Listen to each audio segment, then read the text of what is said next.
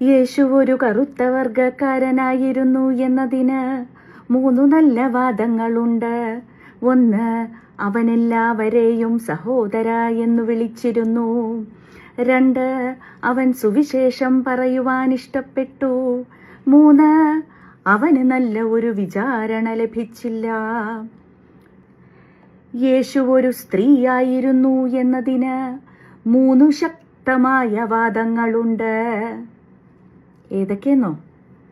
1, തീരെ ഭക്ഷണമില്ലാതിരുന്ന സമയത്ത് ഒരു നിമിഷത്തെ മുന്നറിയിപ്പിൽ ഒരാൾക്കൂട്ടത്തെ അവനൂട്ടേണ്ടി വന്നു. 2, ഒരിക്കലും ഒന്നും മനസ്സിലാവാത്ത പുരുഷാരത്തിനു കുറുകെ സന്ദേശമയക്കുവാൻ അവൻ ശ്രമിച്ചുകൊണ്ടേയിരുന്നു. 3, പണികൾ ചെയ്തു തീർക്കാൻ ബാക്കിയുള്ളതുകൊണ്ട് മരിച്ചിടത്തു നിന്ന പോലും അവൻ എണീറ്റു വരേണ്ടി വന്നു. നമസ്കാരം. വിശ്വാസപരമായ കാര്യങ്ങളിൽ ഓരോ മതത്തിനും ഓരോരോ ആചാരങ്ങളുണ്ട്, നിർബന്ധങ്ങളുണ്ട്. സാധാരണക്കാരായ ആളുകൾക്ക് അവർ ഈശ്വരനെ കാണുന്നത് അവരുടെ പൂർവികരെ അവർ പറഞ്ഞ് പഠിപ്പിച്ച രൂപത്തിലും രീതിയിലുമെല്ലാം ആയിരിക്കും. ഇപ്പോൾ ഹൈന്ദവ മതത്തിലാണെന്നുണ്ടെങ്കിൽ ധാരാളം ദേവീ ദേവന്മാരുടെ ചിത്രങ്ങൾ ലഭ്യമാണ്. പല മൂർത്തികളെയും പല രൂപത്തിലാണ് വിശ്വാസികൾ കാണുന്നതും ആരാധിക്കുന്നതും വിശ്വസിക്കുന്നതുമെല്ലാം. ഇതുപോലെ തന്നെയാണ് ക്രൈസ്തവ വിഭാഗത്തിലുള്ള ആളുകൾ യേശുനാഥനെയും കന്യാമറിയത്തെയുമെല്ലാം അല്ലെങ്കിൽ ഓരോരോ പുണ്യാളന്മാരെയുമെല്ലാം വിവിധ രൂപങ്ങളിൽ അവർ കാണുന്നു, ആരാധിക്കുന്നു. എന്നാൽ ഇസ്ലാം മതത്തിലാകട്ടെ അരൂപിയായ ഈശ്വരനെയാണ് അവർ ആരാധിക്കുന്നത്.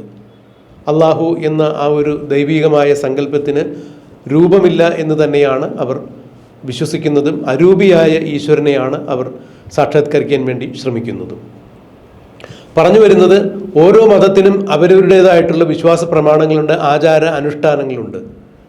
എന്നാൽ സാധാരണക്കാരായ ആളുകൾക്ക് അവർ ശീലിച്ചു പോകുന്ന ആചാര അനുഷ്ഠാനങ്ങളെ മറ്റു പലരും മറ്റു രീതിയിൽ ചിത്രീകരിക്കുമ്പോൾ, അതായത് നാളിതുവരെ തങ്ങൾ ധരിച്ചു വന്നതിനപ്പുറത്തേക്ക് മറ്റൊരു രൂപത്തിൽ പലരും വാഴ്ത്തുമ്പോൾ, ഓരോരുത്തരുടെയും ആവിഷ്കാര സ്വാതന്ത്ര്യത്തിനനുസൃതമായി ഇത്തരം ദൈവീക സങ്കല്പങ്ങളെയും രൂപങ്ങളെയും മാറ്റിമറിക്കുമ്പോൾ സാധാരണക്കാരായ വിശ്വാസികൾക്ക് ചിലപ്പോൾ അത് കൂടുതൽ ബുദ്ധിമുട്ടുണ്ടാക്കും, വേദനയുണ്ടാക്കും. പറഞ്ഞു വരുന്നത്, കളക്ടർ ദിവ്യ എസ് അയ്യരുടെ ചില പ്രവൃത്തികളെക്കുറിച്ചാണ്.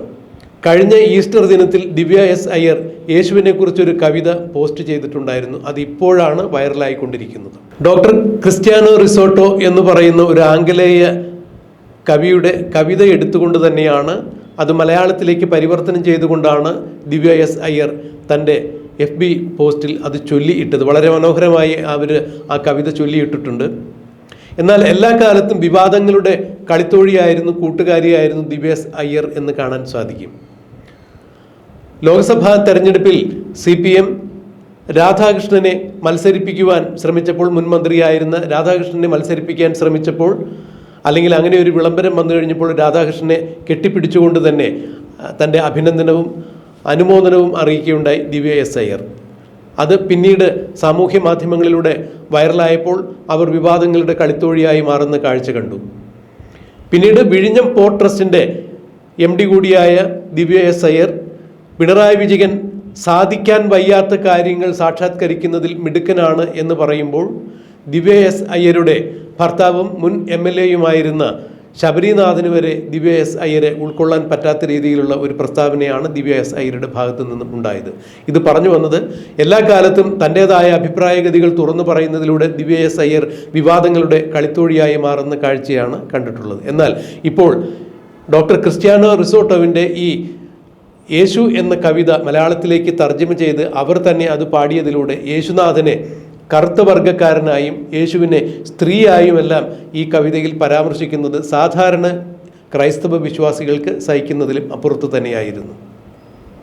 അവർ ശീലിച്ചു വന്ന, അവർ കേട്ടുവന്ന, അവർ അറിയുന്ന യേശു കറുത്ത വർഗക്കാരനോ സ്ത്രീയോ ആയിരുന്നില്ല. ഈ കവിതയിൽ പലപ്പോഴും യേശുവിനെ ഇറ്റലിക്കാരനാണ് എന്ന് പറയുന്നുണ്ട്, അയർലൻഡുകാരനാണെന്ന് പറയുന്നുണ്ട്, ഹിപ്പിയാണ്, അമേരിക്കക്കാരനാണ് എന്ന് പറയുന്നുണ്ട്, മുടി വെട്ടാത്തവനാണ് എന്ന് പറയുന്നുണ്ട്, യേശു സ്ത്രീയാണ് എന്ന് പറയുന്നുണ്ട്. ഇതുപോലെ പല രീതിയിലുള്ള വാഴ്ത്തലുകൾ, അതിന് പല ഉദാഹരണങ്ങളും ചൂണ്ടിക്കാണിക്കപ്പെടുന്നുണ്ട്. 3 തത്വ സംഹിതകൾ അതിനുവേണ്ടി ചൂണ്ടിക്കാണിച്ചുകൊണ്ട് തന്നെയാണ് ദിവ്യ എസ് അയ്യർ ഡോക്ടർ ക്രിസ്ത്യാനോവിൻ്റെ കവിത ഇങ്ങനെ പറഞ്ഞു പോകുന്നത്. ദിവ്യ എസ് അയ്യർ ഇതിൽ യാതൊരു തരത്തിലും യേശുവിനെ അവഹേളിക്കാൻ ശ്രമിച്ചിട്ടില്ല. അവർക്കിഷ്ടമായ ഒരു ആംഗലേയ കവിതയുടെ ഒരു പരിവർത്തനം അവർ നടത്തി, മലയാള പരിഭാഷ നടത്തി എന്നല്ലാതെ അവർ ഒരു കാരണവശാലും യേശുവിനെ മോശമായി ചിത്രീകരിക്കാൻ ശ്രമിച്ചിട്ടില്ല. യേശു സ്ത്രീയാണ് എന്ന് പറയുമ്പോൾ യേശുവിന് സ്ത്രീ സഹജമായ സ്നേഹമുണ്ടായിരുന്നു. 5 അപ്പം കൊണ്ട് 5000 ഊട്ടുവാനുണ്ടായ ഒരു സന്ദർഭത്തിൽ ഒരു സ്ത്രീ മനസ്സോടുകൂടി തന്നെയാണ് യേശു അത്തരം കർത്തവ്യങ്ങൾ നിർവഹിച്ചത്. എന്ത് കേട്ടാലും തിരിഞ്ഞു നിൽക്കുന്ന ഒരു പുരുഷാരത്തിന് മുന്നിലേക്ക് സമാശ്വാസ സന്ദേശങ്ങളുടെ വിപ്ലവകരമായ മാറ്റങ്ങൾ ഉണ്ടാക്കുന്നതിന് വേണ്ടി ഒരുപാട് പ്രബോധനങ്ങൾ നടത്തിയ ആളാണ് യേശു. അവിടെയും ഒരു സ്ത്രീ മനസ്സാണ് കണ്ടത് എന്നാണ് ദിവ്യ എസ് അയ്യർ പറഞ്ഞു വരുന്നത്. ഇതിൽ തൻ്റെ മൗലികമായ യാതൊരു കാഴ്ചപ്പാടും ഉണ്ടായിട്ടില്ല. ക്രിസ്ത്യാനോവിൻ്റെ കവിത താൻ അങ്ങനെ തന്നെ പകർത്തുകയായിരുന്നു എന്നുകൂടി പറയുമ്പോൾ പരമ്പരാഗത ക്രൈസ്തവ വിശ്വാസികളെ സംബന്ധിച്ചിടത്തോളം യേശു കർത്തവർഗ്ഗക്കാരനാണെന്നോ യേശു സ്ത്രീയാണെന്നോ ഒക്കെ കേൾക്കുമ്പോൾ ഉണ്ടാകുന്ന മൗന നൊമ്പരം അല്ലെങ്കിൽ മാനസികമായ വ്യഥകൾ ഒരുപക്ഷെ ദിവ്യ എസ് അയ്യർ ആലോചിച്ചിട്ടുണ്ടാകില്ല. എന്തായാലും ദിവ്യ എസ് അയ്യരുടെ ഈ യേശു എന്ന കവിതയുടെ പരിഭാഷ ഇപ്പോൾ വൈറലായിക്കൊണ്ടിരിക്കുന്നു. പല ക്രൈസ്തവ വിശ്വാസികളും അതിനെതിരെ രംഗത്ത് വന്നിരിക്കുന്നു. പല ക്രൈസ്തവ പുരോഹിതരും ഇതിനെക്കുറിച്ച് വിമർശനാത്മകമായ രീതിയിൽ സംസാരിക്കുന്നു. പല ക്രൈസ്തവ ചാനലുകളും ഇതിനെക്കുറിച്ച് ദിവ്യ എസ് അയ്യരെ വളരെ മോശമായ രീതിയിൽ തന്നെ ചിത്രീകരിക്കുന്ന അവസ്ഥയിലേക്ക് കാര്യങ്ങൾ മാറിമറിയുകയുണ്ടായി. ഓരോ മതത്തിനും ഓരോ വിശ്വാസികൾക്കും ഓരോ രീതികളുണ്ട്. അവർ ആർജിച്ചു വന്നിരിക്കുന്ന അല്ലെങ്കിൽ അവരാചരിച്ചു വന്നിരിക്കുന്ന വിശ്വാസ സങ്കല്പങ്ങൾക്ക് എതിരായി ആവിഷ്കാര സ്വാതന്ത്ര്യത്തിൻ്റെ പേരിൽ മറ്റു പലതും അവതരിപ്പിക്കപ്പെടുമ്പോൾ ഒരുപക്ഷെ അവർക്കത് ഉൾക്കൊള്ളാൻ കഴിഞ്ഞു നിൽക്കില്ല. സൽമാൻ റുഷ്ദിയുടെ സാത്താൻ്റെ വചനങ്ങളെല്ലാം ഇത്തരണത്തിൽ നമ്മൾ ഓർക്കേണ്ടതാണ്. യേശുവിൻ്റെ തിരുമുറിവിനെക്കുറിച്ച് നാടകമെഴുതിയ കാര്യങ്ങളും നമ്മൾ ഓർക്കേണ്ടത് തന്നെയാണ്. ഇത്തരം വിഷയങ്ങൾ ആവിഷ്കാര സ്വാതന്ത്ര്യത്തിൻ്റെ പേരിൽ പുനരവതരിപ്പിക്കപ്പെടുമ്പോൾ അത് വിശ്വാസി സമൂഹത്തെ ഏത് രീതിയിൽ ബാധിക്കും എന്നുള്ളത് കൂടി ഇത്തരം ആളുകൾ ചിന്തിക്കേണ്ടത് തന്നെയാണ്. ഹൈന്ദവ വിശ്വാസത്തിൽ ബിന്ദുമാലിന്യ സ്വരൂപിണിയായി ദേവിയെ കാണുന്നുണ്ട്. അതായത് ഒരു ബിന്ദുവിൽ മാത്രം ദേവിയെ കാണാൻ സാധിക്കും. അകാര സകാര നികാര ഭാവങ്ങൾക്ക് അതീതയാണ് ദേവി അല്ലെങ്കിൽ പ്രപഞ്ച ശക്തി എന്നൊക്കെ പറയപ്പെടുന്നു. അങ്ങനെ വിശ്വസിക്കുന്നുണ്ട്. അതായത് ഒരു ബിന്ദുവിലേക്ക് മാത്രം ശ്രദ്ധ കേന്ദ്രീകരിച്ചുകൊണ്ട് വിശ്വാസ സങ്കല്പങ്ങളെ സാക്ഷാത്കരിക്കാൻ സാധിക്കും, അതിന് രൂപം ആവശ്യമില്ല എന്ന് പറയുമ്പോൾ സാധാരണക്കാരായ ആളുകൾക്ക് ഒരുപക്ഷെ യേശുവിൻ്റെയോ അയ്യപ്പൻ്റെയോ എല്ലാം രൂപങ്ങൾ കൂടിയേ തീരൂ. അവർ ആ രൂപത്തിലൂടെയാണ് തങ്ങളുടെ ദൈവിക സങ്കല്പങ്ങളെ സാക്ഷാത്കരിക്കുന്നത്. അങ്ങനെയുള്ള ആളുകൾ അതുപോലെ അവർ ആചരിക്കട്ടെ, അവർ ആരാധിക്കട്ടെ.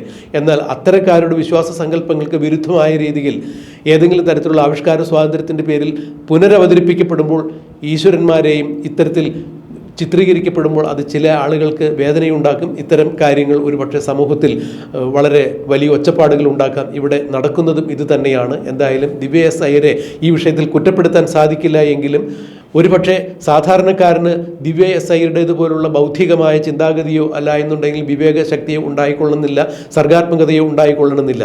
സാധാരണക്കാരൻ അവൻ്റെ വിശ്വാസ സങ്കല്പങ്ങൾക്ക് അനുസൃതമായി ആചാരങ്ങൾ മുന്നോട്ട് കൊണ്ടുപോകുമ്പോൾ ഇത്തരത്തിലുള്ള ആവിഷ്കാര സ്വാതന്ത്ര്യത്തിൻ്റെ പേരിൽ പുറത്തു വരുന്ന സൃഷ്ടികൾ അവരുടെ വിശ്വാസങ്ങളെ വികലമാക്കിയേക്കാം, വ്രണപ്പെടുത്തിയേക്കാം. ഇത് വേണ്ടപ്പെട്ടവർ ശ്രദ്ധിക്കും എന്ന് തന്നെ വിശ്വസിക്കുക. യേശു ഒരു കറുത്ത വർഗക്കാരനായിരുന്നു എന്നതിന് 3 നല്ല വാദങ്ങളുണ്ട്. 1, അവനെല്ലാവരെയും സഹോദര എന്ന് വിളിച്ചിരുന്നു. 2, അവൻ സുവിശേഷം പറയുവാൻ ഇഷ്ടപ്പെട്ടു. 3, അവന് നല്ല ഒരു വിചാരണ ലഭിച്ചില്ല. പക്ഷേ യേശു ഒരു ജൂതനായിരുന്നു എന്നതിനും 3 തത്തുല്യവാദങ്ങളുണ്ട്. 1, അവൻ അപ്പൻ്റെ തൊഴിലിൽ ഏർപ്പെട്ടു. 2, അവൻ 32 വയസ്സുവരെ സ്വന്തം വീട്ടിൽ കഴിഞ്ഞു. 3, അമ്മ കന്യകയാണെന്നവനും അവൻ ദൈവമാണെന്നമ്മയും വിശ്വസിച്ചു. പക്ഷേ യേശു ഒരു ഇറ്റലിക്കാരനാണ് എന്നതിനും 3 തത്തുല്യവാദങ്ങളുണ്ട്. 1, അവൻ ആംഗ്യങ്ങൾ കൊണ്ട് സംസാരിച്ചു. 2, ഓരോ ഭക്ഷണത്തിനോടൊപ്പവും അവൻ വീഞ്ഞു കുടിച്ചു. 3, അവൻ ഒലീവെണ്ണ ധാരാളം ഉപയോഗിച്ചു. പക്ഷേ യേശു കാലിഫോർണിയക്കാരനായിരുന്നു എന്നതിനും 3 തത്തുല്യവാദങ്ങളുണ്ട്. 1, അവൻ ഒരിക്കലും മുടി മുറിച്ചില്ല. 2, എല്ലാ സമയവും അവൻ നഗ്നപാതനായി ചുറ്റി നടന്നു. 3, അവൻ ഒരു പുതിയ മതം തുടങ്ങിവച്ചു. പക്ഷേ യേശു അയർലൻഡുകാരനായിരുന്നു എന്നതിനും 3 തത്തുല്യവാദങ്ങളുണ്ട്. 1, അവൻ വിവാഹമേ കഴിച്ചില്ല. 2, അവൻ എപ്പോഴും കഥകൾ പറഞ്ഞുകൊണ്ടേയിരുന്നു. 3, അവൻ പുൽമൈതാനങ്ങളെ സ്നേഹിച്ചു. എന്നാൽ യേശു ഒരു സ്ത്രീയായിരുന്നു എന്നതിന് 3 ശക്തമായ വാദങ്ങളുണ്ട്. ഏതൊക്കെയെന്നോ? 1, തീരെ ഭക്ഷണമില്ലാതിരുന്ന സമയത്ത് ഒരു നിമിഷത്തെ മുന്നറിയിപ്പിൽ ഒരാൾക്കൂട്ടത്തെ അവനൂട്ടേണ്ടി വന്നു.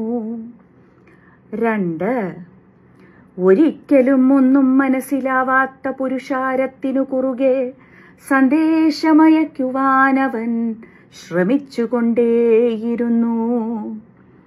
3, പണികൾ ചെയ്തു തീർക്കാൻ ബാക്കിയുള്ളതുകൊണ്ട് മരിച്ചിടത്തു നിന്ന പോലും അവൻ എണീറ്റു വരേണ്ടി വന്നു.